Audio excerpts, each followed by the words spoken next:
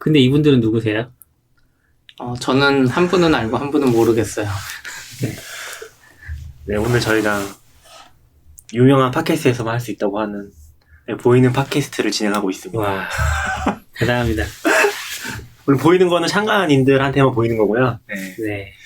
오늘 5화 만에 그쵸. 네, 공개 방송인가요? 맞아요. 공지한 적은 없지만. 나중에 이제 유리창이 있는 데서 해야 되겠네요. 보이는 라디오처럼. 네. 그리고 또 후원이 들어왔습니다. 와, 지난번에는 이제 패트리온 통해서 들어왔는데 다양한 플랫폼에서 다 들어오고 있어요.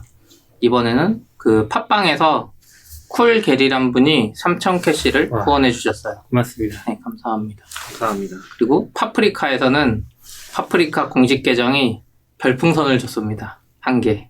한 개가 얼마인가요? 한 개가 환전하면은 60원이에요. 오. 원래는 100원인데 사는 사람은 60원이고 드디어 별풍선을 받아보네요. 축하합니다. 40원은 떼고 줬다는 거죠? 네, 근데 뭐 음. 인기 BJ가 되면 30원만 떼고 뭐 이런 게 있긴 아, 그래요? 해요. 네. 너무 야갔는데? 네. 그리고 어제 이제 지금은 금요일인데 어제 아침에 AWS 서울리전 장애가 있었죠. 저희도 이제 난리였죠. 장애가 있었는데 아침에 막 출근길에 하필 장애가 나가지고 저는 뭐 차 타고 오면서 여기 있는 낙연님한테 막 어떻게 해달라고 하는데 네. 어떻게 하셨어요? 어떻게 안 되죠? 그냥 말로 했어요. 그냥. 근데 그때 상황은 빨리 해결이 안 될 것 같은 느낌이었어요. 근데 저희가 장애를 한 8시 반쯤? 약간 좀 일찍 인지를 하긴 했어요. 왜냐면은 다른 문제가 좀 있었던 것 같아요. 이게 다른 문제인지 아니면은 그쪽에 문제가 생겨서 내부 서버가 동작을 제대로 안 하는 상태에서 문제가 발생한 건지 모르겠는데 서버가 좀 이상하긴 했어요. 앱이 안 된다고 이제 저희 회사분이 얘기를 해서 들어가 봤더니 정말 앱이 안 되는 거예요. 그래서 이제 아마존에 들어가서 클라우드 와치를 보는데 이게 클라우드 와치가 조금 이상해요. 왜냐면은 서버가 안 되면은 알림이 와야 되잖아요. 그렇죠. 근데 저희 알림도 안 왔었고 클라우드 와치 들어갔는데 날짜가 어제 기준으로 찍히는 거예요. 우리 보통 UTC 기준으로 보면은 어제 기준으로 찍히잖아요. 네. 근데 이게 최근에 바뀌었거든요. 이게 한 1년 됐나? 1년 안 됐을 것 같은데 지금 이제 로컬 시간으로 잘 찍어줘요. 근데 어제는 제가 이제 집에 있었는데 그때는 집에서 들어가 보니까 제 컴퓨터 설정이 잘못된 건지 이제 어제 기준으로 나오는 거예요. 그 매트릭들이. 그래서 이거는 내가 뭔가 잘못했구나. 보통 이제 나보다는 플랫폼을 믿어야 되잖아요. 그렇죠. 거기다 AWS인데. 그래서 내가 뭔가 잘못했구나. 그래서 서버 들어가서 확인을 하는데 이제 그거 확인한 와중에 갑자기 뭐 다른 서비스들이 안 된다는 얘기가 들어오기 시작했어요. 쿠팡도 안 된다고 하고 배민도 안 된다고 하고 그래서 뭔가 시점 정확히는 모르겠는데 그게 이제 그런 상황이 겹쳐 있긴 했어요. 뭔가 이상하기도 했고 그리고 이제 문제도 실제로 발생을 했고 네, 그랬었죠. 처음에 이제 서버 직접 들어가 봤거든요. 문제 우리가 잘못한 줄 알고 그때 막 뭐 투 메뉴 오픈 파일 막 이런 에러가 나고 있었어요. 이제 어제 뭘 바꿨는데 그 파일을 너무 많이 썼나 보다 해가지고 판단이 이제 오토스케일링 그룹을 빨리 바꿔치기 하려고 빨리 바꿔치기 한다고 바꿔치기 하고 있었죠. 근데 그게 사실은 알고 보니까 네트워크가 안 되면서 소켓이 너무 많이 열려가지고 그런 거였고 클라우드 와치는 처음에 저는 사실 봤을 때 이상이 없는 줄 알았어요. 그래프가 그냥 튀지 않더라고요. 네, 맞아요. 안 튀었구나. 서버 디스크가 잘못됐나 보다 이랬는데 사실은 그게 저녁 11시인가에 클라우드 와치가 딱 끊겨있고 맞아. 시간을 보니까 좀 이상했죠. 와치로도 보낼 수가 없었던 거잖아요. 뭐 그런 에러 느낌인 거죠. 그렇죠. 상황을. 그래서 서버 들어갔더니 서버에서는 뭐 투 메뉴 오픈 파일이니까 우리가 잘못한 줄 알고 막 하고 있었는데 이제 DNS라는 이야기가 막 들리니까 근데 그 상황에서 약간 그랬어요. 처음에는 DNS 에러니까 어떤 사람들이 막 팁으로 8888로 바꾸면 된다고 막 이런 이야기 했었거든요. 네. 그래서 해결한 분들도 있고 근데 저희는 그게 어려웠어요. 왜냐면 이미지 AMI를 구워서 이제 배포하는 회사들은 서버가 막 30대 40대 들어가면 그게 애초에 안 들어가잖아요. 들어가기도 힘들고 그리고 저희는 또 서버를 지금 교체하고 있는데 그 서버가 뜨면서 하는 작업 중에 하나가 GitHub에서 뭐 SSH 키를 가져오거든요. GitHub SSH 키를 못 가져와. 네, 그래서 또 안 뜨고 막. 네, 맞아요. 그쪽 내부 DNS를 사용해서 외부에 나가니까 GitHub을 GitHub의 주소를 못 가져오는 거죠. 그런 상황이 발생을 하면서 이제 못 가져왔었고 이게 저희 배포 방식이 카피스트라노라는 걸 쓰고 있어서 그런 건데 카피스트라노를 쓰면서 이 배포를 개발자가 직접 자기 머신에서 하거든요. 그래서 카피스트라노로 배포를 하려면은 머신에 대한 접근 권한이 있어야 돼요. 이제 중간 서버가 있긴 한데 그 서버에서 다시 머신으로 나가는데 그때 SSH 키가 필요한 거죠. 저희는 그 키를 깃허브에 있는 퍼블릭 키로 받아서 셋업을 하거든요. 왜냐면 그 사람한테 일일이 맞춰주기 위해서. 왜냐면 일일이 셋업을 하려면 좀 귀찮잖아요. 그러니까 맞춰줘가지고 하고 있는데 이제 거기서 자기가 나버리니까 초기화 자체가 안 돼버리는 거예요. 그래서 이제 아시다시피 좀 먹통이 돼버린 거죠. 대응하기 굉장히 힘들었던 거죠. 좀 대응하는데, 근데 그 상황에서 저는 이제 오면서, 차 타고 오면서 이제 그 낙연님한테 말했거든요. 왠지 이거 길어질 수도 있을 것 같다. 우리 도쿄에 인스턴스를 띄워서, DB는 어차피 여기 있는 거 옮길 수 없으니까 붙을 수 있는지 한번 봐달라고 했었거든요. 그래서 막 VPC 피어링 하는 거 보고 계셨는데, 그 생각이 든 이유가 뭐냐면, 올해 초인가 일본에서 구글이 DNS 잘못해가지고 그 일본의 유명한 웹 서비스 다 접속 안 된 경우가 있었어요. 일본에서도. 근데 그게 거의 한 8시간 넘게 지속됐거든요. 그리고 막 전파되는데 오래 걸리고. 이건 차라리 아마존이니까 내부 DNS 빨리 바뀌었는데 그때 구글은 좀 심각했어요. 그래서 왠지 또 그런 거면은 8시간 장애나면은 문제지 그쵸. 않나 이런 생각을 해가지고 했는데 그쵸, 크죠. 여기 서울에 이제 1시간 차 타고 딱 도착했더니 해결됐더라고요. 저는 좀 멘붕에 빠져 있었기 때문에 그런 게 볼 수 있는 여력이 좀 없었긴 했어요. 이미 그게 안 돼서 막 들어가서 뭐 NS 룩업 치고 디그 치고 막 그러고 있었던 상황이라서 이제 넘기자고 하는데 잘 안 들어왔죠 사실. 그래서 보고 있긴 했는데 실제로 옮기는 게 그렇게 쉽게 되진 않더라고요. 예를 들어서 뭐 RDS 같은 경우는 퍼블릭 열어서 연결해 줄 수 있는데 일라스틱 캐시 같은 경우는 이제 그런 게 없거든요.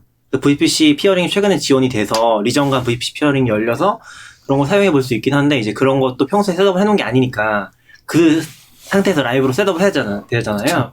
그러다 보니까 이게 그렇게 막 머리가 잘 굴러가진 않더라고요. 당황해가지고 좀 힘들긴 했어요. 그래서 아마 그런 것들을 이제 실제로 이런 상황에서도 잘 버티려고 하면은 미리 셋업을 해놓고서 뭐 스탠바이 시켜놓고 바로 바꿀 수 있도록 좀 준비를 해놔야겠다는 생각을 예전부터 하고 있었죠. 한 번 있었죠. 왜냐면 이런 종류의 장애가 결국에는 이중화 문제잖아요. 뭐 그쵸. 보통 SPOF라고 얘기를 하는데 뭔가 우리가 로드 밸런스를 쓰는 것도 마찬가지고 모든 게 다 이중화되어 있지 않으면 결국에 하나가 문제가 돼 있으면 문제가 생기는 거잖아요. 그게 점점 범위가 커지는 건데 로드 밸런스가 그렇고 더 넓게 보면 이제 한국 리전이 그렇고 심지어는 뭐 도쿄나 근처에 해놨는데 거기에 장애가 날 수도 있잖아요. 그럼 이제 다른 서비스 구글 클라우드라든지 애저까지 쓰고 그런 거를 다 고려해야 되는 거죠. 근데 이제 그것도 결국에 정도의 문제라서 중간에 선택하는 거에 달릴 것 같아요. 근데 저희 같은 경우는 이제 아직 거기까지 손이 닿는 상황은 아니거든요. 그건 우선순위가 좀 떨어져 있는 거죠. 아직 할 일이 많이 쌓여있기 때문에 나중에 해야지 하고 미루는 건데 이런 상황이 터지면은 좀 마음이 아픈 거죠. 그러니까 평소에 약간이라도 준비했어야 되는데 일이 많고 그래서 못했다가 이번 계기로 또 생각이 드는 것 같아요. 왜냐면 이게 서울 리전에 그러니까 도쿄나 이런 데 리전에 인스턴스를 띄울 일이 없을 것 같은데 요즘 계속 그런 생각이 들었거든요. 서울 리전에 인스턴스가 부족했잖아요.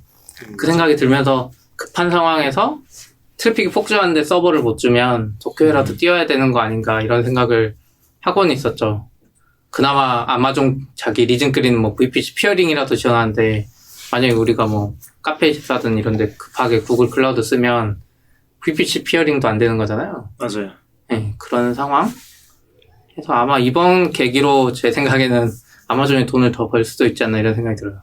그쵸. 멀티 에이젯과 멀티 리전이 사실 무조건. 쓸모없다고 생각됐는데 이제 IT 인프라 담당하는 이제 만약 임원들이나 큰 회사에 있으면 그 사람은 사실 돈을 따내는 것도 쉽지 않았을 거예요. 평소에 예산 같은 것도. 근데 이렇게 크게 장애가 나면 이제 이 핑계 대고 멀티 리전 하는 거죠.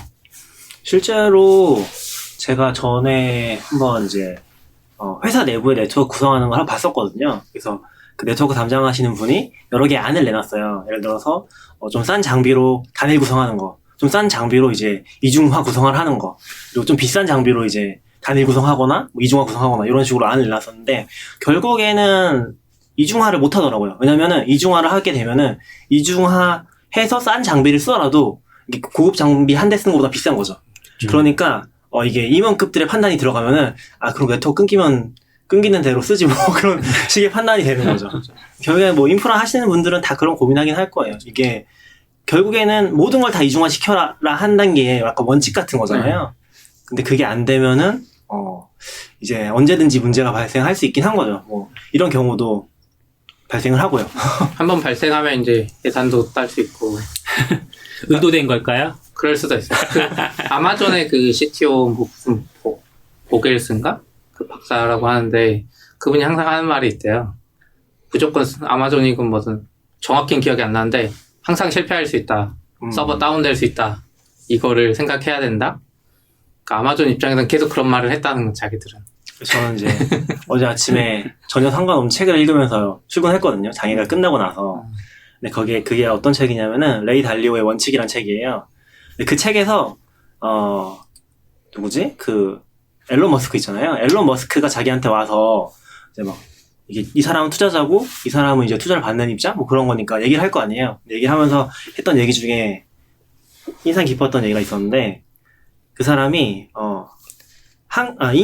인류는 언젠가 위기에 처할 걸 너무 확신하고 있는 거예요. 뭐 전염병이 돈다거나 해성이 충돌한다거나 그래서 인류가 없어질 수 있기 때문에 그거를 대비하기 위해서 화성을 가야 된다. 그런 비전을 가지고서 얘기를 막 했다고 하는 거예요. 그걸 보면서 이 사람은 이제 우리 로드 밸런스 수준이 아니라 인류 단위에서 단일 장애점을 고민하고 있구나. 행성 다중화. 그쵸. 인류 다중화 하는 거죠. 행성간 분리를 해서. 약간, 그런 거 보면서 좀 스케일이 다르구나. 역시. 인프라 엔지니어인가? 심지어는 뭐 로켓 기술 그런 거 전혀 몰랐다고 하더라고요. 모르는데, 나 이제 배우면서 시작할 거다. 그런 식으로 얘기하면서 비전만 가지고 지금 실제로 하고 있잖아요. 네. 사업가는 진짜. 대단하다고 느끼긴 했어요. 좀 생각하는 게 완전 다르구나.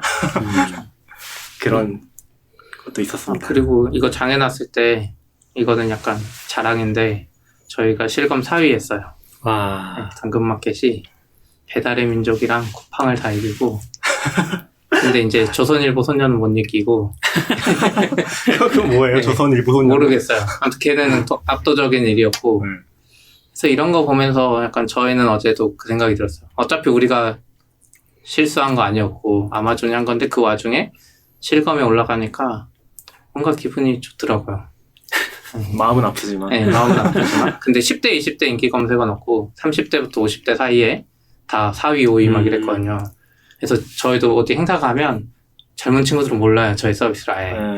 어제도 잘 몰랐었죠. 네, 어제도 노션 모임 갔는데 거기서도 모르는 분들 많았고. 아무튼 그렇습니다. 저도 얼마 전에 들었던 얘기인데 자기는 당근마켓 안 쓰는데 자기 어머니한테 물어보니까 당근마켓 쓰고 있더라. 많이 쓰고 있더라. 그런 얘기들도 있더라고요. 그래서 의외로 이게 반대로 퍼지는 것 같아요. 그러니까 내 나이 또래 사람들이 위에 퍼뜨리는 게 아니라 위에 있는 또래 사람들이 이미 쓰고 있고 얘기를 해보면 알고 있는 뭐 그런 느낌인 거죠. 참고로 네이버 실검 4위의 위력이 그렇게 크진 않은 것 같아요. 저희 가입자가 그렇게 늘진 않았습니다. 네, 약간 기대했는데 네. 잠깐이니까. 네. 이게 그나마 AWS가 장애를 겪으면 우리 서비스 말고 다른 데도 똑같이 다 서비스 장애를 겪으니까 그렇죠. 인프라 엔지니어의 마음이 편하죠. 예, 무겁기는 해도 그래도 이렇게 죄책감이 좀 덜 할 것 같아요. 더 큰 회사가 저기 장애나 있으니까. 뭐 밴민이나 쿠팡도 어쩔 수 없는데. 만약 클라우드 막 안 유명한 클라우드 써가지고 거기 장애 나면 그쵸. 우리만 장애 나니까 우리가 잘못한 것 같잖아. 아직까지는 애저는 스타트업에서 많이 안 쓰는 느낌이죠. 애저 조금 쓰는데 주로 애저가 지금 지난달인가 지난 분기인가 매출인가 순이익 기준으로 1등 했다고 그런 것도 있어요. 전 세계에서요? 네. 전 세계. 예. 근데 이제 그건 약간 엎치락뒤치락 하는 것 같고 근데 애저는 약간 옛날 전통적인 윈도우 라이센스 쪽에 쉽게 들어가는 것도 있고 영업을 잘하잖아요. 어쨌든 근데 아마존도 뭐 잘하고 둘이 1, 2등 할 것 같아요. 계속. 근데 스타트업은 애저 쓸 일이 진짜 많지는 않을 것 같아요. 애저 쓰다가 안 됐으면 이제 우리만 안 됐다고 또 많이 고통받았겠죠. 아니에요. 애저. 그쵸. 애저 쓰다가 안 됐으면 만약에 기업 내부 시스템이 안 되거나 막 이랬지 않았을까요? 그랬을 수도 있죠. 아무도 몰라. 그럼 안 돼서 뭐 AWS가 보상을 해주나요? 보상은 아까 계산해보니까 만약에 2시간 장애 났으면 99.2%? 99.8%에 해당하더라고요. 그 SLA가. 그러니까 0.02%의 장애 시간이에요. 네. 월 시간을 기준으로 해서 아까 낙교님 찾아봤는데 한 10% 크레딧에 해당하는 것 같은데 그게 어떻게 줄지는 정확히 모르겠어요. 2시간에 10%. 아, 2시간에 10%는 아니고 월비용인 것 같아요. 제가 대충 이해한 바로는 일단 찾아봤었거든요. 근데 지금 아마존이 SLA를 작년 말에 99.99% 바꿨어요. EC2 기준으로 해서 원래는 얼마인지 모르겠는데 99.99로 바꿨고 그게 이제 올해 초에 적용이 됐거든요. 그러니까 99.99%면은 몇 분이지? 한 달이면은 되게 짧긴 해요. 1시간 안 될 것 같아요. 한 네. 30분이나? 1시간도 그거보다 훨씬 짧을 거예요. 근데 아무튼 이제 그 시간을 초과한 장애가 있었으면은 이제 그 장애 비율에 따라서 크레딧을 주거든요. 뭐 손해배상을 청구하려면은 그거는 별도로 진행이 되는 거고 그러니까 거기에 맞는 보상 정책은 이제 크레딧을 주는 거고 그 크레딧은 장애가 난 서비스들을 쭉 요구해 놓고 그거에 한 달 비용에서 그 몇 퍼센트를 크레딧 주는 거예요. 뭐 10% 혹은 이제 더 많이 장애가 시간이 길었으면 30% 이런 식으로 그 자원에 대한 한 달간 쓴 비용에 대해서 이제 주는 거죠. 그런 식으로 주는 것 같은데 실제로 뭐 이거를 만약에 개인이나 직접 아마존 사용하는 경우에는 그 장애가 났다는 거를 다 직접 소명을 해서 신청을 해야 된다고 하더라고요. 그러니까 사실은 굉장히 귀찮은 거죠. 복잡하고. 또 이런 경우에는 굉장히 광범위한 장애잖아요. 네. 그래서 EC2 100자씩 쓰는데 하나 찾아가지고 안 됐다는 거 증명하는 것도 사실 굉장히 힘든 거잖아요. 근데 아마 중간에 벤더가 껴있으면은 거기서 좀 중재를 해주지 않을까? 뭐 그 정도 생각을 하고 있어요. 지금 정확히는 저희도 안내를 받지 못해서 어떤 식으로 보상이 이루어질지 모르겠어요. 저도 아까 AWS 매니저님이 전화 왔었는데 설명해 주신다 그러더라고요. 조만간 와서 회사 와서. 근데 아마 그때도 물어볼 것 같고 저희는 이제 또 환불 관련돼서는 메가존이라고 그쪽 파트너사 쓰는데 그쪽에서 또 알아봐 주신다고 해서 그 결과가 나오면 좀 알려드릴 수 있을 것 같아요. 공개할 수 있는 선에서는. 근데 이제 전체 서버비나 이런 거에 비해서 큰 금액은 아니라서 그렇죠. 우리가 직접 다 찾아서 신청해야 된다고 하면은 조금 애매한 상황이긴 한 것 같아요. 이 와중에 대한항공은 인프라를 AWS로 이전한다는 발표를 해서 장애 나기 전에 그러니까요. 바로 직전에 됐잖아요. 바로 직전이죠. 뉴스가 났는데 맞아. 근데 어제 장애 나면서 또 막 기사 난 것들 보면은 이게 해외 클라우드에 의존해서 막 문제가 생긴 거라는 얘기 되게 많았잖아요. 그리고 카페24 주가가 막 오르고. 이상해요. 우리나라. 근데 대한항공 이거 이전하는 거 이제 기사 보면서 제가 그런 생각이 들었어요. 다른 데에 맡긴 게 아니라 LG CNS에 맡겼거든요.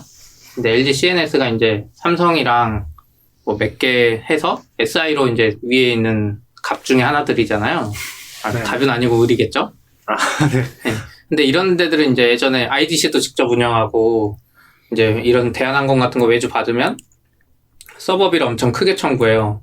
네트워크 장비까지 다 사는 걸로 해가지고 몇 천만 원, 몇 억이 장비로만 들어가는데 이걸 AWS로 했다는 기사 보면서 왠지 AWS가 우선 영업을 대한항공이 한 것 같고 제가 느끼기는 그래서 그리고 평소에 이제 옛날 서버들은 대한항공 같은 데도 이벤트를 많이 하잖아요. 이벤트 확 들어오면 죽잖아요.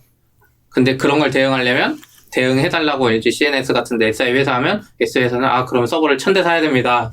하고 1000대가 이제 평소에 놀겠죠, 일반적으로는. 그쵸. 근데 그런 상황이 반복돼서 이제 SI도 AWS를 하는구나 이런 생각이 들었어요. 그냥 단순히 대한항공이 AWS 쓰는 게 아니라 외주를 통해서 하는 서비스들도 이제 옛날 IDC처럼 안 하고 왜냐면 초기 비용도 적고 그러기 때문에 제가 이거를 좀 느낀 게 뭐였냐면 제가 이제 성남시의 그 도서관 결제 서류를 다 봤거든요. 최근에 그냥 심심해서 그 성남시의 이제 도서관 특정 부서에 결제 서류 1년치를 다 볼 수 있어요. 그건 어디서 보신 거예요? 그게 뭐 정부 데이터 포털 뭐 이런 데였을 거예요. 네. 뭐 부서를 딱 지정할 수 있어요.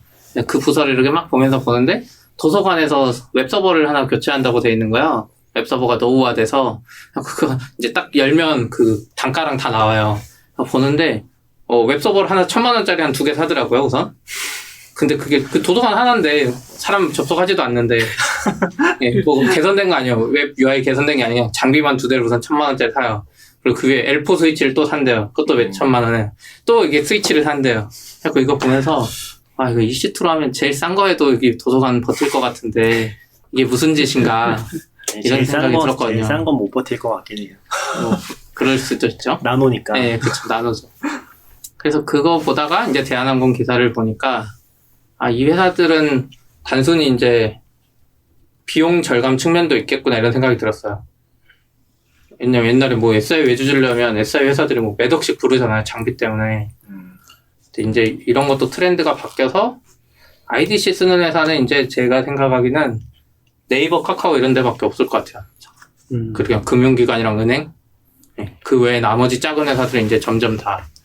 심지어 지금은 삼성전자도 다 AWS 쓰는 걸로 넘어갔다고 했잖아요. 그쵸. 어제 기사 중에 빅스비가 안 됐다는 이야기도 있었죠. 아, 진짜요? 네. 삼성전자도 많이 넘어갔어. 대한항공은 좀 옛날 기사를 찾아보니까 재밌는 게 2007년에 한 4년 동안 ERP 시스템을 구축을 했대요. 오라클이랑 같이 그 400억을 투자를 했다고 하더라고요. 그랬는데 그 이후에 오라클이랑 다시 계약을 해서 이번에는 오라클 클라우드를 쓰겠다. 그래서 15개월짜리 프로젝트를 진행하려고 했나 봐요. 근데 그게 잘 안 된 것 같아요. 아니면 잘 됐는데 문제가 많이 있거나. 그러니까 이번에 이제 AWS로 넘어가겠다고 발표한 것 같고, 그 2015년 기사인데 그때도 대기업이 클라우드 서비스를 도입하는 것은 이번이 처음입니다. 라는 멘트가 있거든요. 그러니까 대한항공에서? 네, 대한항공에서. 그러니까 이거는 뭔가 좀, 네. 제 생각에는 B2C 서비스들은 아마도 이제 계속해서 클라우드를 많이 쓰게 될 것 같아요. 왜냐면 B2C 서비스 같은 경우는 수요 예측이라는 게 거의 불가능하잖아요.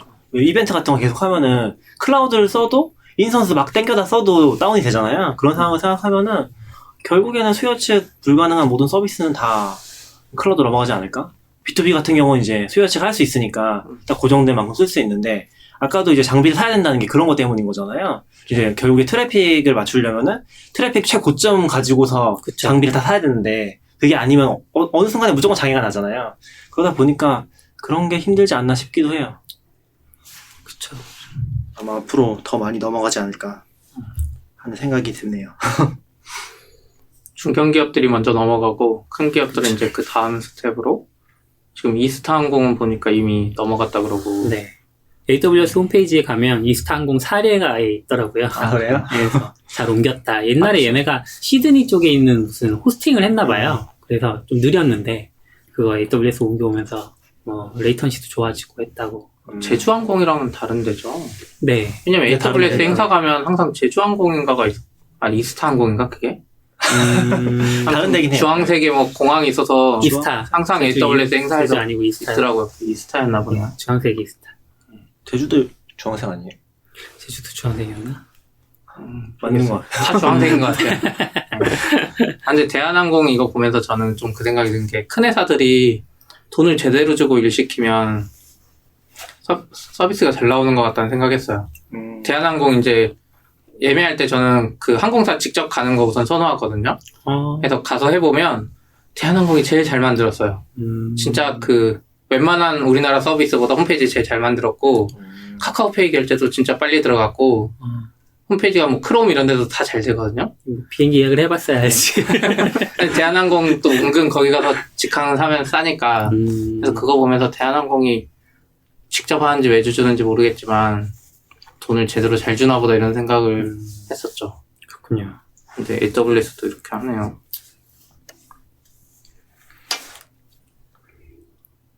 ODK는 장애에 상관없었나요? 영향이? 네, 저희는 기본적으로는 서버들이나 이런 구축을 다 오레곤에다가 해놓은 상태라서 일단 장애에 직접적인 영향은 없었고, 한국 리전에서는 그 S3를 한국 콘텐츠 수급하는 용도로 FTP처럼 사용하는 곳이 있었는데, 그 시점에는 뭐 딱히 업로드도 안 하셨나 봐요. 안 된다는 연락도 없고, 그냥 저희 메가존 쓰고 있는데 메가존에서 막 아침에 전화가 막 이렇게 많이 왔대요. 너네 한국 리전 쓰고 있으면 문제 있을 수 있다. 우리 안 쓰고 있어서 괜찮은데요. 했다고 하더라고요. 그 이야기 들으니까 약간 그 생각이 들더라고요. 어제도 이제 메가존에서 저도 차 타고 오는데 전화가 오더라고요. 이제 저희는 알고 있는데, 그래서 그거 보면서 AWS 수준의 장애나면 모니터링 안 해도 이게 전화해주는구나. 근데 이게 그 생각이 들었어요. 중개업체라고 해야 되나요? 네. 그 중간 파트너죠. 업체, 네. 파트너 입장에서는 고객한테 먼저 연락을 받아서 변명을 하기보다는 먼저 선빵을 날리는 거죠. 네. 고객한테 전화를 해서 이거 우리 지금 장애 겪을 것 같은데 너네 대응할 수 있으면 대응해봐. 근데 대응 못 하더라도 일단 우리한테 욕은 하지 마. 이런 거 아닐까.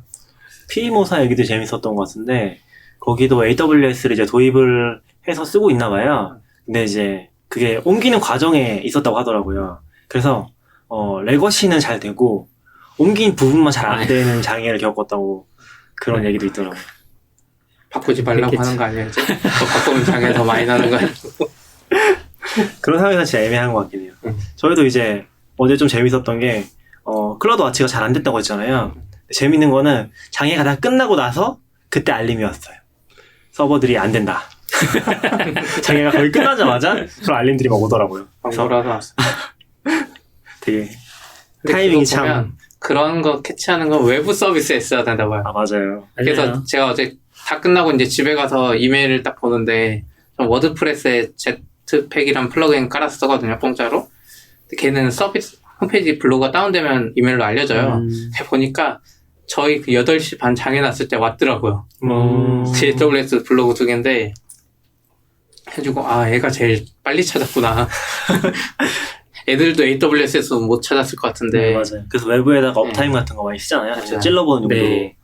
그런 거 없으면은 그냥 내부 모니터링만으로는 좀 한계가 있다는 생각이 들긴 하더라고요. 제가 어제 이상한 모임에 가서 원데이 이모콘이라고 하는데 거기 가서 노션 사용자 모임에서 발표를 했습니다. 노션이 뭔가요? 노션이 이제 노트 앱 문서화 도구라고 해야 되나요?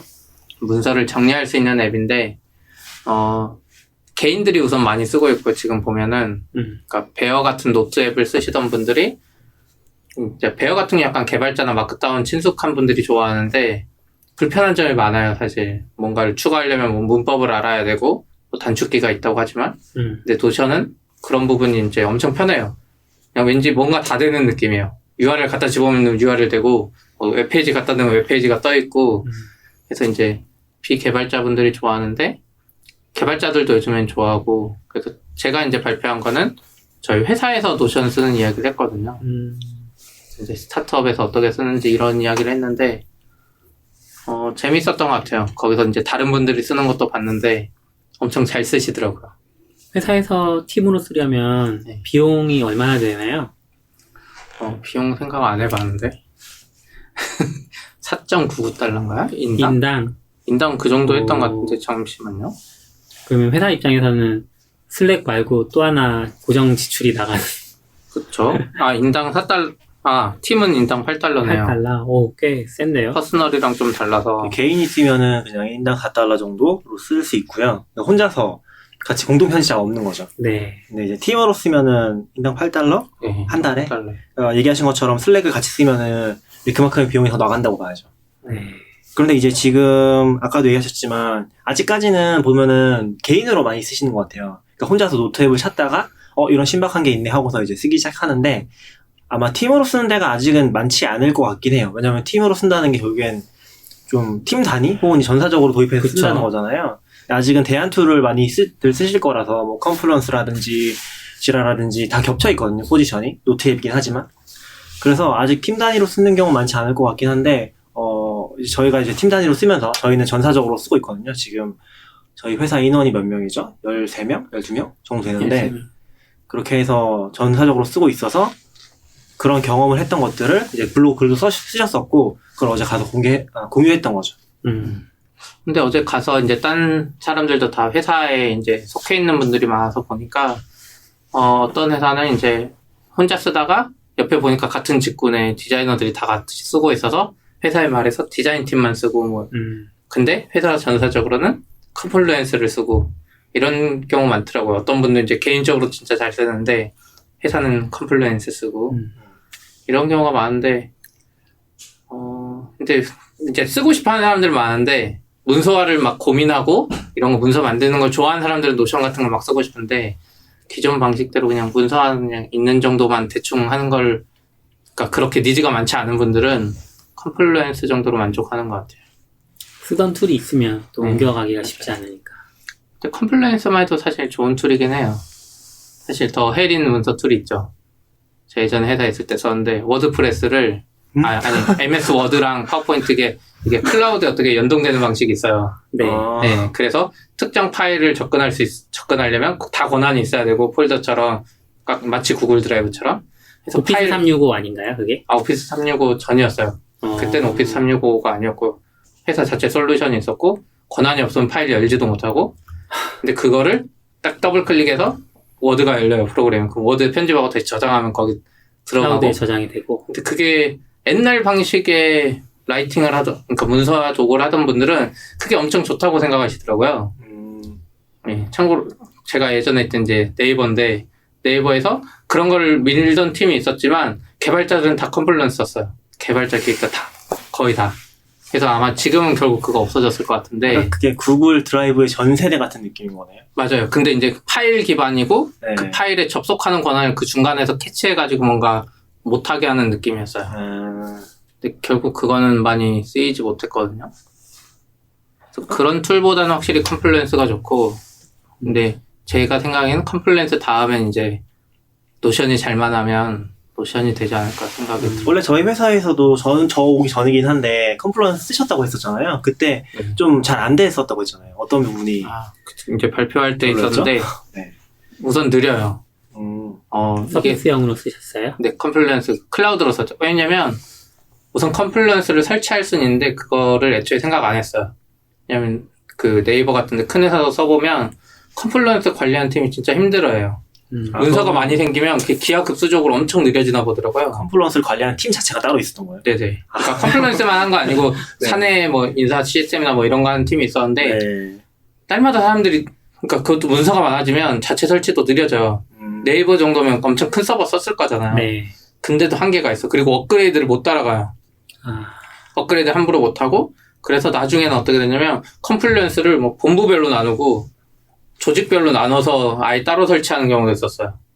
그래서 컴플루언스는 이제 관리하기가 너무 힘들어서 클라우드를 썼는데 클라우드는 그냥 접속 속도가 느렸고 그리고 모바일에서 편집이 진짜 불가능해요. 모바일에서 마크다운을 쓴다고 생각해봐요. 네, 아니, 지금 마크다운 아니지 않아요? 그러니까 마크다운 문법은 아닌데 네. 약간 위키 문법이 있잖아요. 약간 그런 걸 쓰면서 한다고 생각해봐요. 네. 안 그래도 쓰기 힘든데 그럼 이제 더 안 쓰게 되겠죠 모바일에서는. 맞아요. 그래서 안 했던 거고 이제 그 내용 중에 이제 쿠이타라고 일본의 유명한 그 글쓰기 플랫폼인데 쿠이타 팀 이런 것도 고민했었고 저는 에버노트 구글 드라이브 하다가 지금 그러니까 그때는 에버노트랑 구글 드라이브 쓰다가 요즘엔 노션 쓰는데 아쉬운 점은 결론적으로는 없어요? 아쉬운 점은 없어요? 노션이요? 있긴 한데 에버노트보다는 좋아요. 사람들도 다 빨라서 좋다 그러고 반응이 빠르니까. 네, 반응이 빨라요. 참고로 저희가 에버노트 어제 노트 개수를 보니까 3년 동안 1,500개더라고요. 그러니까 하루에 하나씩 넘게 이제 생성이 된 거죠. 근데 노션은 지금 9월부터 한 3개월 썼는데 2개월? 익스포트한 MD 파일 개수가 400개예요. 훨씬 많이 뭔가 생성되고 있는 거죠. 사람들도 좋다 그러고. 구글 드라이브보다 많았죠. 그쵸. 구글 드라이브 한 300개 정도예요. 구글 드라이브는 개수를 못 세는데 이렇게 봤는데 구글 드라이브에서 있는 문서가 뭐냐면 스프레드시트 뭔가 추출해가지고 공유해주고 싶을 때 스프레드시트랑 구글 슬라이드 같은 거. 왜냐면 저희가 기획할 때 구글 슬라이드로 그냥 대충 하거든요. 네. 캡처해서 그 두 개만 그러니까 오피스 성격에 있는 건 구글 드라이브에 있고 그 외에는 다 이 노션에 있는데 어제 노션 사용 방법 보니까 거기다 만들고 이쪽에다 임포트 하는 경우도 있는 것 같더라고요. 인베디드? 네. 네, 맞아요. 다른 서비스랑 같이 쓰면서 인베드 다 지원하니까 다른 노트 프로그램이 다르게. 전 노션 보면서 일단은 되게 잘 만든 어플리케이션을 생각했었거든요. 일단 거의 완벽하잖아요. 완벽하다기보다 웹앱에 비해서 웹앱이라는 느낌이 전혀 없잖아요. 가끔 있죠. 가끔 있어요? 한번 이렇게 싹 리프레시 그게 되잖아요. 걔네가 업데이트를 하는 것 같았어요. 맞아요. 그러니까 업데이트가 되면은 소스코드 다시 한번 불러오도록 강제로 태운 것 같더라고요. 그래서 그때 내가 어제 밤에 작업을 하다가 아침에 와서 뭐 페이지를 보려고 누르면은 그때 리프레시 되더라고요. 맞아요. 그런 게 있는데 그거 빼고는 사실 웹앱 치고는 웹앱 느낌이 정말 아예 없는 느낌? 사실 저는 베어 같은 어플리케이션이 그런 한계가 있기 때문에 UI적 한계가 있기 때문에 네이티브로 만들었다는 생각을 많이 했었거든요. 얘네는 이제 네이티브가 아니라 그래서 베어 같은 경우는 iOS 쪽밖에 안 되잖아요. 그쵸. 그게 굉장히 큰 한계긴 한데 공유 시스템으로 봤을 때 근데 이제 노션 같은 경우는 아예 웹앱인데도 그런 것도 잘 되고 윈도우에 잘 되고 다른 플랫폼도 다 지원하니까 이제 공개할 때는 굉장히 좋았던 것 같긴 해요. 예.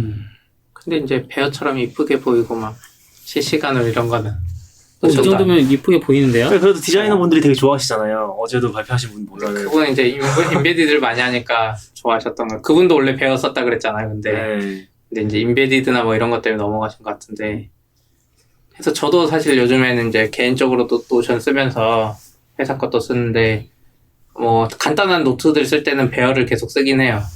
베어에다 간단한 거 쓰고 이제 이걸 정리해야 되겠다 싶으면 그걸 뽑아가지고 노션에 쓰는데 지금도 사실 애매해요. 저도 어디에 쓸지. 네, 이걸 베어에 쓸까 노션에 쓸까 하다가 나중에 보고 싶으면 노션에 써야지 하면서도 또 베어에 쓰게 되고. 맞아요. 네. 저는 이게 접근성이 진짜 중요하다는 생각이 많이 들었어요.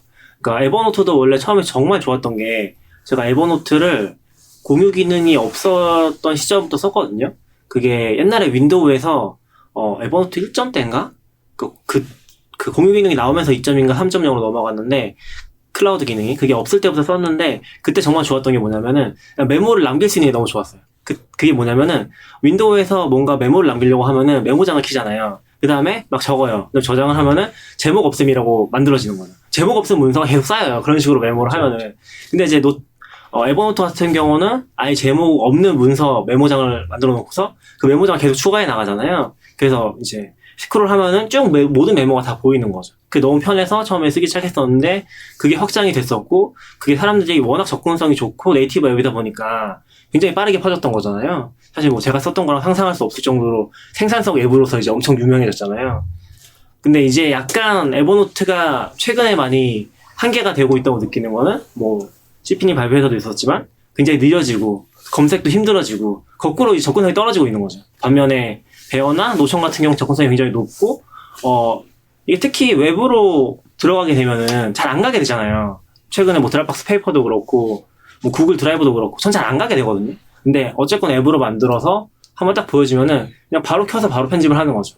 그런 거 되다 보니까 좀 많이 쓰게 되는 게 아닌가 싶어요. 뭐 글을 쓰고 싶은 어떤 생각이 없는 게 아니라 접근성 자체가 떨어지면 안 쓰게 되는 거죠. 그렇죠. 네.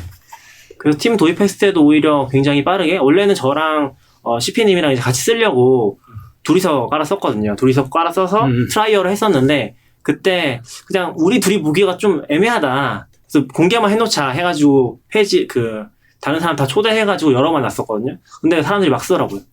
그래서 아마 제가 기억하기로는 그래서 블록 1000개가 금방 하루 이틀인가 지나서 넘어버렸어요.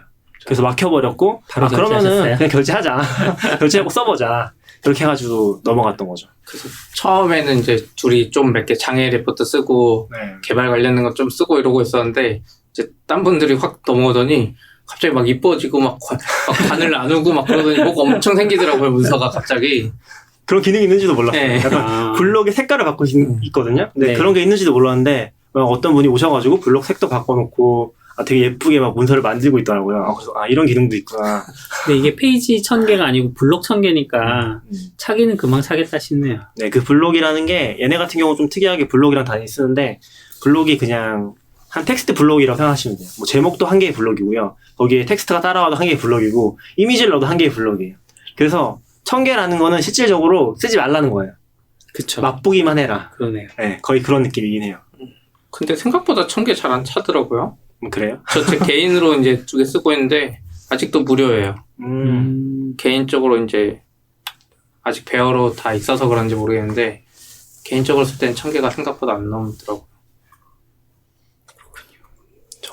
저는 이제 1000개는 넘어서 예전에 넘어서 결제를 해서 쓰고 있긴 합니다. 결제하셨어요? 어떤 분 말로는 초기에 쓴 분들은 그냥 공짜로 쓴 분도 있는 것 같던데 아닌가? 그건 잘 모르겠어요. 근데 어제 좋은 팁은 알았어요. 노션을 모바일로만 접속하면 공짜래요. PC를 한 번만 키면 한 번만 켜서 접속하면 플랜이 바로 들어가는데 네. 절대 PC로 안 켜고 모바일로만 쓰면 공짜라고 합니다. 좀 말이 안 되는 것 같아, 네. 근데. 그쵸. 말이 안 왜냐면 되죠. 웹 기반이다 보니까 웹 주소가 다 있잖아요. 네. 공유하는 순간 이제 끝이야. 그럼 그걸 거기서 띄우면 되나요? 크롬에서 모바일 그 유저 에이전트로 해가지고 노션을 이렇게 띄우면 얘들은 알 방법이 없잖아요. 모바일 앱을 말하는 거 아닐까요? 모바일 앱에서만 쓰면은 무료다? 그런 거 그런가? 아닐까요? 모바일 앱에 유저 에이전트 아니죠. 이거 잡아내가지고 애가 쓰는 유저 에이전트가 뭔지 알았는데 뭐 그럴 수 있긴 하겠네요. 생각을 해봤어요. 어제 좀 재밌는 걸 알아내긴 했어요. 제가 사실 궁금했던 것 중에 하나가 우리 팀 작업을 하려면은 공유를 해야 되잖아요. 근데 이게 그 워크스페이스를 만들고서 팀으로 초대해야지만 가능한가? 그런 생각을 해서 팀 단위로 쓰는 게 되게 힘들 것 같다는 생각을 했었거든요. 근데 어제 얘기하는 걸 보면서 어떤 누구셨죠? 와스튜디오의 이해봄님? 이해봉님이란 분이 노션 가이드를 다 번역하고 계시더라고요. 근데 그걸 하면서 공동 작업을 하고 계신데 딱 보면서 저 어떻게 한 거지라는 궁금증이 생겼거든요. 그래서 와서 고민을 해봤어요. 집에 와서 이게 내가 가진 결제가 된 그 워크스페이스 안에서 문서를 그냥 직접 공유해 줄 수가 있거든요. 특정한 사람한테. 그걸 쓰니까 공유가 되더라고요. 심지어 좋은 점은 노션 같은 경우는 폴더 단위로 노트를 다 묶을 수가 있어요. 근데 그 상위 폴더를 공유해 주면은, 예를 들면 너굴님이나 시피님한테 공유해 주면은 우리가 그 디렉토리를 스탠다드 아웃 FM 노트로 통째로 쓸 수가 있는 거죠. 그래서 결제 안 하고도 우리 공유해서 작업을 할 수 있는 것 같더라고요. 노트 생성은 못하지 않나요? 노트 생성 안 되세요? 수정은 되는데 예, 생성은 안 돼요. 생성은 그 페이지 안에서 슬래시 버튼 눌러가지고 생성하는 것처럼 했더니 그건 되네요. 슬래시 버튼 누르면 왜 뭐를 만들 건지 쭉 나오잖아요. 텍스트 뭐 텍스트 이런 말고 페이지를 만들었더니 생성이 그래요? 되네요. 뭔가 아직 못 막은 꼼수가 있나? 못 막은 건지 아니면 원래 그런 식으로 생성을 하라고 네. 권장하는 건지. 아니면 뭐 오너가 미리 만들어주기만 하면 되긴 하죠. 그럴 수도 있죠. 음. 저 같은 경우는 이제 와이프랑 공짜로 어떻게든 써보려고 네. 제 거 공유해서 막 쓰는데 추가가 안 되니까 그냥 노트 하나에다 그냥 계속 추가하고 있거든요.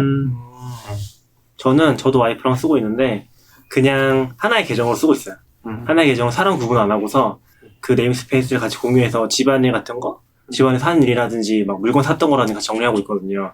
그런 식으로 쓰기 되게 좋긴 하더라고요. 저는 원래 이제 굉장히 베어를 좋아하거든요. 그래서 어제 모임에도 이제 베어 티셔츠가 있었으면은 그걸 입고 가면 어떨까 라는 생각이 할 정도로 이제 베어를 좋아하는데 알아보는 사람 많았겠네요. 굉장히 도발적이죠. 네.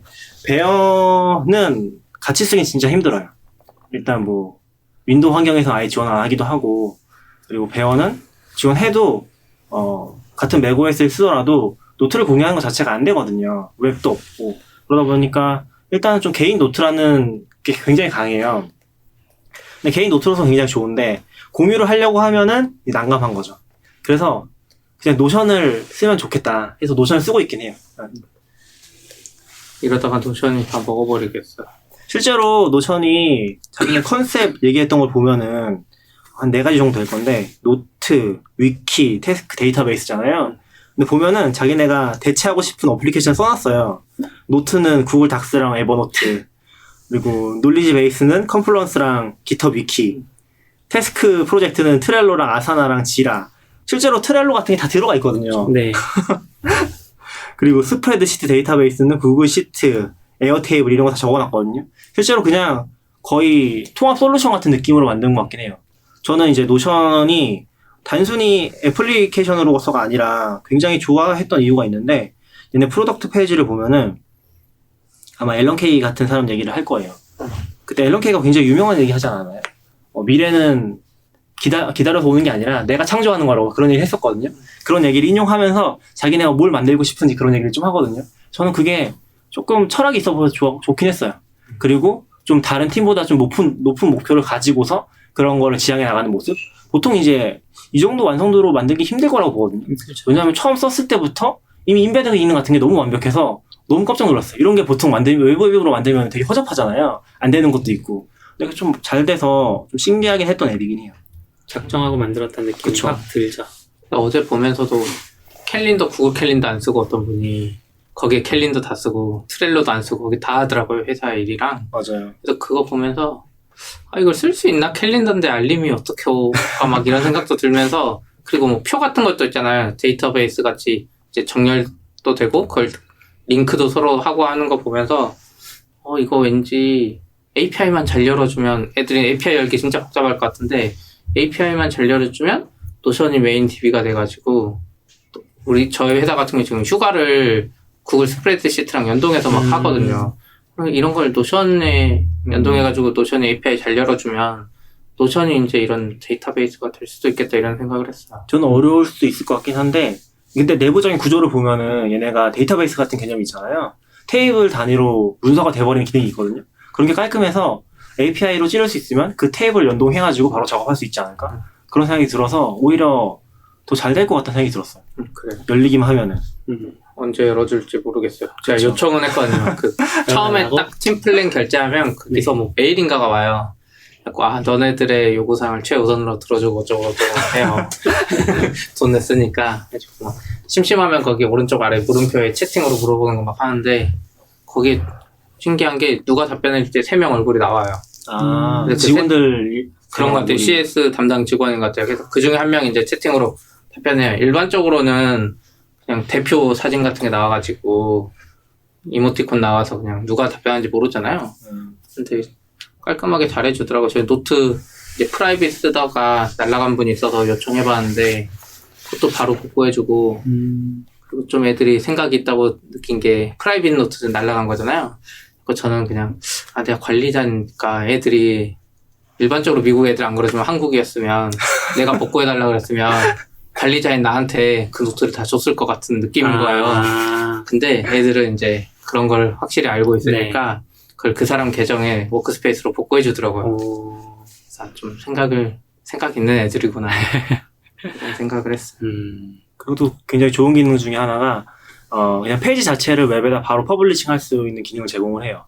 그래서 저희가 그걸로 채용 공고도 만들었었죠. 그쵸. 채용 공고를 노션이 그렇게 하길래 그걸 보고 만들었는데 생각보다 괜찮았어요. 그전에는 로켓펀치나 이런 데 거를 링크 걸었거든요. 네. 우리가 이것 때문에 채용 페이지 만드는 건 좀 별론 것 같아서 그쵸. 로켓펀치가 깔끔해서 거기 썼는데 노션으로 넘어오고 나서 노션이 훨씬 깔끔하고 좋더라고요. 업데이트도 바로바로 되고. 그렇죠. 그게 굉장히 좋은 게 노션이 계속 좋다고 지금 칭찬을 하고 있는데 실제로 공동 편집이 정말 잘 돼요. 거의 구글 드라이브 수준 정도 되는 것 같아요. 보통 구글 드라이브가 공동 작업할 제일 잘 되는 수준 중에 하나로 얘기하잖아요. 네. 근데 그 정도 선에서 크게 차이 못 느낄 정도로 락이 있는 것도 아니고 특별하게 충돌이 아직까지는 없었던 것 같고 그래서 이거 만들 때도 이 채용 공고 만들 때도 한 대여섯 명이 붙어가지고 다 같이 편집을 했거든요. 이제 각 세부적으로 만드는 부분은 세부적인 그 채용 공고는 또 각 직군별로 작성을 하고 또 이제 회사 소개 이제 회사 문화 같은 거 쓰시는 분들은 그런 것도 작성하고 그래서 한 대여섯 명이 부터 작성했는데 굉장히 잘 협업이 됐죠. 그래서 금방 또 끝났었고 좋네요. 그쵸. 네. 굉장히 잘 됩니다. 노션이 더 발전할 수 있을지 기대해볼 만한 것 같아요. 에버노트 이제 끝난 것 같고 저는 이제 노트계에서 유니콘이 나오면은 거의 노션이 될 것 같긴 해요. 노션 주식 살 방법이 없나요? 아직은 없겠죠? 이미 투자 굉장히 많이 받은 것 같긴 하더라고요. 들어가 있는 데 많긴 하던데. 미국이니까 그런 거 되는 거 아니야?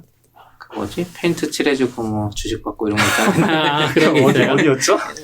모르겠어요. 어디였죠? 뭐 실리콘밸리 미드 보니까 뭐 그런 거 많이 나오던데 페인트 칠해주고 주식으로 받고. 주식으로 네. 네. 주식 얘기가 나와서 그런데 쿠팡이 2조 추가 투자를 받았다고 하더라고요. 저 이거 네. 보고 좀 놀라면서도 왠지 뭔가 결단이 날 것 같은 느낌이긴 했어요. 저는 결단이 난다는 건 어떤 의미예요? 그 지지난주인가 지난달에 신세계그룹에서 이마트랑 신세계백화점에 온라인 쇼핑 부분만 떼가지고 인적 분할인가 물적 분할인가 해가지고 그 회사에 1조 8천억이 들어갔어요. 와. 두 개, 그러니까 온라인 신세계 이마트 관련 온라인 몰은 이 새로운 회사에서만 할 건데 신세계가 8천억인가가 되고 어디 투자회사 두 개인가가 1조를 냈거든요. 와. 그러니까 엄청 큰 물류회사가 생긴 거잖아. 안 그래도 파워가 센데. 그렇죠. 그거 보면서 쿠팡은 어떻게 버틸 수 있나? 돈 옛날에 받은 거 다 썼을 텐데 이랬는데 바로 쿠팡이 2조 나온 게. 안 그래도 3년 동안 지금 기사를 보면 1조 7천억이 넘는 적자 생겨서 자본 잠식 상태라고 되어 있었는데 이제 그 3년, 4년 전에 받았던 돈이 한 1조 조금 넘는 돈이었던 것 같아요. 요번에 2배 정도를 받아서 얼마를 받았다고요? 3년 전에? 지금. 요번에는 2조 7천억. 그렇게. 아니요. 받은 돈이 그 정도가 되는 건 아니고 네. 2조 추가 투자는 2조를 받았대요. 소뱅에서만 한 거예요? 소프트뱅크의 그 엔젤 펀드인가 있잖아요. 비전 펀드. 비전 말하는 비전 펀드, 네. 비전 거기서 펀드에서, 네. 추가 투자를 했다는 거죠. 네. 저는 조금 이런 기업들을 볼 때 좀 다른 방향에서 봐야 되긴 하는 것 같아요. 왜냐면은 우리가 보통 그 자본 잠식 같은 걸 되게 많이 얘기하는데 스타트업은 이제 그런 식으로 성장하진 않는 것 같긴 하거든요. 왜냐면 적자가 나는 게 중요한 게 아니라 일단 투자를 받으면 그 자본으로 굴리는 거잖아요. 네. 투자를 받아서 계속 키워나가는 거라서 단순히 적자라고 자본 잠식을 얘기하는 거는 되게 과거의 기업들을 판단하는 방식이라는 생각을 많이 하거든요. 근데 실제로 미국의 큰 스타트업들이 커가는 과정을 보면 다 그런 식이거든요. 테슬라? 테슬라는 잘 모르겠어요. 대표적인 게 아마존이죠. 아마존이 대표적이죠. 진짜 긴 기간 동안 적자를. 네. 네. 그래서 단순하게 적자만 보고서 망해가는 기업이다? 이렇게 말하기 힘든 것 같고, 사실 조금 위기감이 느껴지는 거는 나스닥을 상장을 했어요. 그럼 그게 거의 끝판왕이거든요. 그 자본 네. 조달의 거의 끝판왕이잖아요. 네. 근데 그래도 걔 적자가 나서 더 이상 투자 받을 데가 없으면 힘들어지는 거죠. 그럼 보통 그러면 이제 유상증자까지 받게 되는데 그 단계에는 사실은 이제 흑자 전환 돌아가야 되는 거거든요. 아마존이 지금 그런 좋은 사례 중에 하나잖아요. 근데 아직까지도 미국 나스닥 같은 데 기업들을 보면은 우리가 알고 있는 굉장히 유명한 스타트업들인데 적자 기업이 되게 많아요. 예를 들면은 우리가 아까 얘기했던 지라나 컴플러스 만든 데가 아틀라시안이잖아요. 근데 아틀라시안의 재무 구조를 보고서 정말 깜짝 놀랐는데 얘네가 적자야? 라고 전 생각했었거든요. 실제 적자 회사예요. 그래서 얘네가 흑자였는데 외형 키우기를 하면서 엄청나게 마케팅이랑 돈을 쓴 것 같아요. 그러면서 지금 적자 상태고, 근데 이제 그게 그 기업의 어떤 안 좋은 상태를 나타내는 건 아니고 그렇게 키웠어? 더 돈을 많이 벌 수 있느냐 아니면 이제 그대로 계속 힘드냐의 차이일 것 같아요. 그런 걸 놓고 봐야지 그냥 적자다 이렇게 해봤자 아무 의미가 없는 거죠. 쿠팡 같은 경우 좀 비전으로 봤던 거는 우리가 소프트웨어 기업 같은 경우는 소프트웨어를 만들면은 그 소프트웨어의 공급은 무한대거든요. 왜냐면은 만들어져 있는 거니까. 그쵸. 근데 그러다 보니까 마케팅이 엄청 중요해요. 마케팅을 가지고서 이 소프트웨어의 가치를 거의 무한대로 키워나갈 수 있는 거예요. 근데 물류는 그게 안 되잖아요. 안 되죠. 그러니까 물류 시스템 만들어 놓고서 비슷한 걸 하고 싶은 것 같아요. 이 엄청나게 큰 걸 만든 다음에 우리가 마케팅이든 뭐든 잘해서 이걸 끌어갈 수만 있으면 공급은 다 할 수 있어. 그런 거죠. 그런 걸 키워나가려고 하는데 아직까지는 돈이 더 많이 드는 거죠. 그래서 그 게임, 지금 치킨 게임으로 좀 가고 있는 것 같은데 그 게임의 결과는 좀 봐야 될 것 같아요. 아직까지는 잘 모르겠지만. 이제 쿠팡은 치킨 게임이고 신세계 이마트는 그냥 약간 좀 막상 보면 신세계 이마트에서 엄청 공격적이진 않아요. 자기들 뭐 적자 나면서까지 하는 것 같진 않았는데 약간 그게 문제인 것 같아요. 쿠팡만 있었으면은 쿠팡이 무조건 잘 될 것 같아요. 그렇죠. 근데 이 신세계 이마트가 뭐 하는지 모르겠어요. 애들이 쿠팡 돈 떨어질 때까지 계속 버티는 건지. 근데 이제 저희도 요즘에 쿠팡 많이 쓰거든요. 애 태어나면서 쿠팡이 비싼 건 알지만 일요일에도 배송이 오고 애기 뭐 분유 사야 되는데 일요일에 배송이 오고 이마트는 일요일에 문 닫는 날이 있거든요. 그리고 그런 것 때문에 쿠팡도 많이 쓰고 이마트도 많이 쓰는데 막 섞어 쓰긴 해요. 어떤 날은 이마트에서 아침 배송 썼다가 막 쿠팡에 아침 로켓 로켓 배송. 네, 로켓 배송 뭐 아침에 오는 거? 로켓 프레시? 그때 누가 그러지 않았어요? 자기네 아이들은 로켓 배송이 택배라고 같은 건 줄 안다고? 저희 지난번에 후원해주신 저희 대표 아들이 있는데 아들이 택배를 그냥 로켓 배송이라고 부르는데 네. 로켓 배송 워낙 많이 쓰니까 이제 구분이 안 되는 거죠. 약간 그런 것 같아요. 옛날에 일본이나 미국 보면 택배 박스가 아무렇지도 않게 아마존이었잖아요. 네. 약간 한국에서는 로켓 배송이 그런 느낌? 저도 같은 경우도 컬리 많이 쓰고 있어요. 그래서 약간 컬리, 이마트, 쿠팡 이런 것들이 기존의 어떤 물류 상식 같은 것들 많이 바꿔놓고 있긴 하잖아요. 그러니까 워낙 편해서 또 소비자는 그런 거 쓰다가 망하면 갈아타면 되겠죠 뭐. 쿠팡이 확실히 배송 쪽에 신경을 많이 쓰고 있는 것 같은 게 원래 쿠팡맨 뭐 이렇게 하면서 그 배송 자영업자들을 흡수를 했었잖아요. 그런 시도도 있었고 그 시도를 계속 유지하고 있고 그 얼마 전에는 배송 전문 자회사 로지스틱스를 만들었다고 하더라고요. 그래서 쿠팡 로지스틱스 서비스 그런 걸 만들어서 이제 그거를 배송을 회사를 만들려면 국토교통부 허가를 받아야 되나 봐요. 9월에 그 허가를 받았다고 나오는 걸 보면 이제 그런 쪽으로 좀 더 쭉 계속 밀고 나가려고 하는 게 아닌가. 그렇죠. 끝까지 가봐야죠. 배송은 이제 배송이 확보가 된 상태에서 아까 낙교님 말씀하신 것처럼 이제 물량은 마음껏 네. 집어넣을 수 거고. 있다. 네. 수요만 만들어가라 네. 어떻게든. 그쵸. 네. 그게 되면은 확 올라가겠죠. 쿠팡이 한 2조 2천억 투자받았다는데 한 1조 써가지고 우리 인수해주면 좋겠다고 장난을 네, 그렇습니다. 그럼 당근마켓에서 물건 사면 쿠팡맨이 배송해 주는 건가요? 아, 모르겠어요. 네, 그냥 장난으로 그렇게 이야기해봤었고요. 네. 삼성에서 신입사원 공채에 그 시험이 있나 봐요. 거기에 이제 파이썬을 허용해준다고 하더라고요. 파이썬계를 떠날 때가 된 것 같습니다. 더 이상 이쪽 세계에 머무르기 싫어졌어. 왜요? 이렇게 되면 이제 시험 때문에 파이썬을 공부한 사람들이 생기는 거잖아요. 그걸 아니 뭐 그래도 어쨌든 하는 거잖아요. 잘 모르겠네요. 아. 네. 이게, 왜냐하면 저는 자바라는 언어가 나쁘다고 생각하진 않는데, 자바가 좋아서 한다기보다는 자바를 통해서 취업을 하려는 사람들이 굉장히 많았고, 왜냐면 우리나라는 자바 시장이 굉장히 크니까. 네. 그런 사람들이 어떤 일로 프로그래밍을 접근하면서 그런 뭐 SI를 들어간다거나 했을 때 개선이 많이 되지 않고 좀 적체되는 경향들이 보여서 조금 아쉬운 면이 있었는데, 파이썬도 사실 그런 경향성이 나타나긴 하거든요. 왜냐하면 파이썬이 사실 자바 외의 언어로 쳤을 때는 굉장히 큰 규모를 차지하잖아요. 국내에서는. 그런데 그 신규 진입되는 부분들을 보면 이제 프로그래밍 언어로서 접근한다기보다는 이 약간 예전에 낙교님 한번 얘기해 주셨는데 R 같은 느낌이 좀 있어요. R이 프로그래밍 언어긴 하지만 데이터 분석가들이나 이런 시각화 작업 하시는 분들이 쓰면서 그 코드를 보면 굉장히 프로그래머가 짠 것 같지 않죠. 프로그래머가 짠 것 같지 않고 일회성 코드 그런 느낌을 많이 받는다고 하셨거든요. 파이썬 쪽에도 그런 느낌들이 이제 이미 많이 생겨나 있어서 이제 조금 프로그래머 입장에서는 아쉬울 수 있어요. 사실 저 같은 프로그래머 입장에서는 조금 아쉬운 면이 루비로 있다는 거죠. 넘어가세요. 루비는 절대 그럴 일이 없을 것 같아요. 루비는 취업이 너무 어려울 것 같아요. 아니요. 취업이- 쉬워요. 저희가 거꾸로 생각을 해보면은 네. 예를 들어서 이번에 학생 윈터 스쿨이라고 학생 인턴을 뽑는 거에 참여를 했었거든요. 프로그래머스라고 하는 회사에서 하는 건데 네. 그러면서 이력서를 쭉 봤어요. 저희는 루비로 코드 문제를 푼 사람만 찾아봤어요. 한 명도 없어. 그렇겠죠. 그건 거꾸로 생각을 해보면은 루비로 푼 사람이 한 명이라도 있었으면은 우리 그 사람을 되게 좋게 봤겠죠. 이게 희소성의 문제일 것 같은데 네. 일반적으로 회사들이 뭐 C++이라든지 C라든지 자바를 많이 쓸 수 있긴 한데 거꾸로 파이썬이나 루비를 쓰는 회사에서는 그런 사람들을 먼저 찾는 거죠. 근데 어차피 소수니까 더 찾기도 쉽고 필터링하기도 쉽고 그리고 그 사람이 이제 찾았을 때 루비로 코드를 잘 짜면은 그것만으로도 충분히 좋게 볼 수 있는 거죠. 그러다 보니까 희소성을 놓고 봤을 때는 오히려 잘 안 쓰는 걸 쓰고 있으면은 굉장히 튀어 보일 수 있다.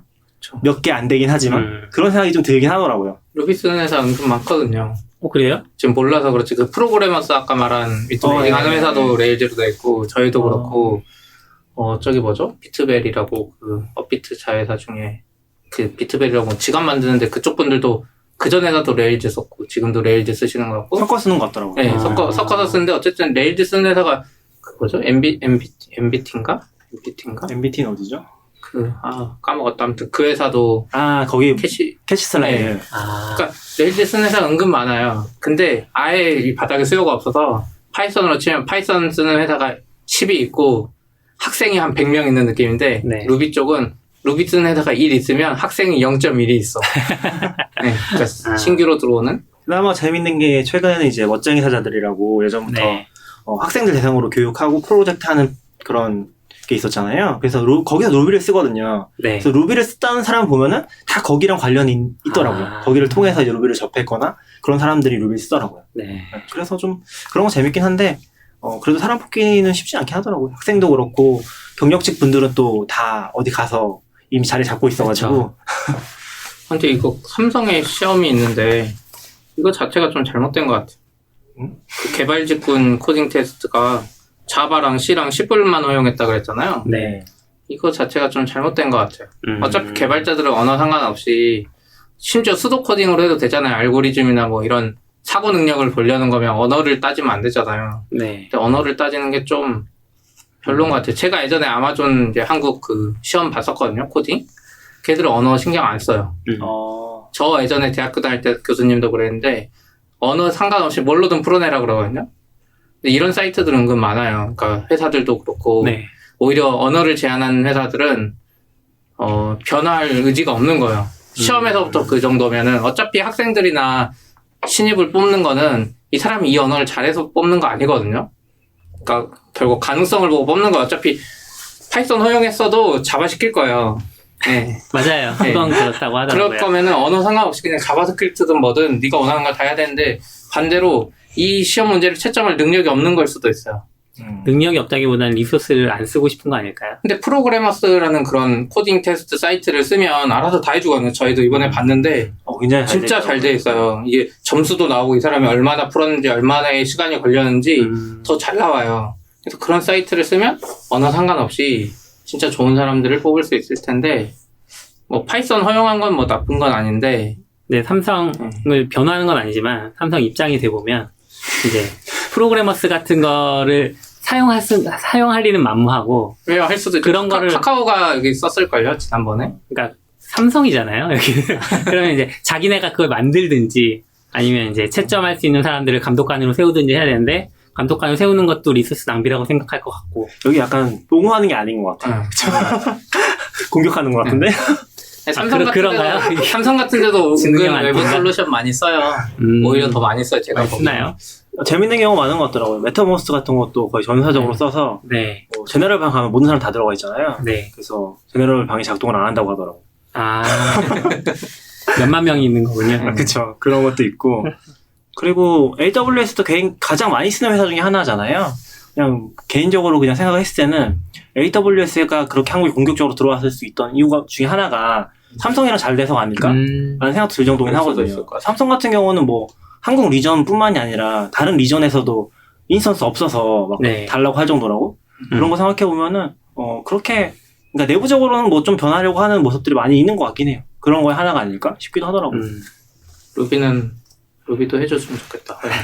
왜냐면 이번에 프로그래머스 그 이제 코딩 문제를 쭉 보는데 C로 푼 학생들이 진짜 많아요. C+. 그러니까 본인이 주려거나 파이썬이나 뭐 자바스크립트라고 썼는데 알고리즘 맞아요. 문제는 C나 C+로 푼 거예요. 그래서 왜 그랬냐고 이제 물어보거나 이러면 알고리즘 이제 준비하고 뭐 이런 학생들을 보면 다 C로 한대요, 애초에. 그게 약간 이런 영향도 있는, 이게 전 생각하면 좀 이상한 거예요.